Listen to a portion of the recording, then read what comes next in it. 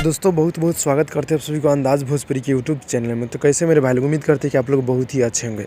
तो दोस्तों बता दूं कि सुपरस्टार गायक खेसारी लाल यादव जी और अंतरा सिंह प्रियंका का एक बहुत ही ब्रांड का सॉन्ग आ रहा है। जी हाँ दोस्तों, रखले बानी नंबर। जी हाँ दोस्तों, गाने का बोल है रखले बानी नंबर, जो कि स्पीड रिकॉर्ड भोजपुरी के यूट्यूब चैनल से आप लोग के बीच सुनने को मिलेगा। जी हाँ दोस्तों, जिसका ऑफिशियल टीजर आउट कर दिया गया है और बता दूं कि गीत बहुत ही ज़बरदस्त के होने वाला है। जी हाँ दोस्तों, रखले बानी नंबर जो कि 17 जनवरी को सुबह 11 बजे आप लोग के बीच सुनने को मिलेगा यह सॉन्ग स्पीड रिकॉर्ड भोजपुरी के यूट्यूब चैनल से।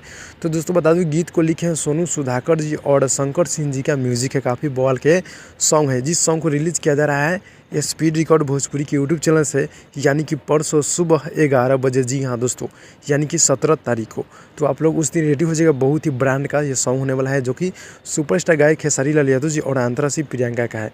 तो दोस्तों बता दूं कि अपडेट कैसा लगा। अपडेट अच्छा लगा तो लाइक कीजिएगा, चैनल पर नए चैनल को सब्सक्राइब कीजिए, क्योंकि भोजपुरी खबरें यहाँ पे मिलते रहता है। भाई लोग चलते हैं अगली वीडियो में, तब तक के लिए बाय बाय।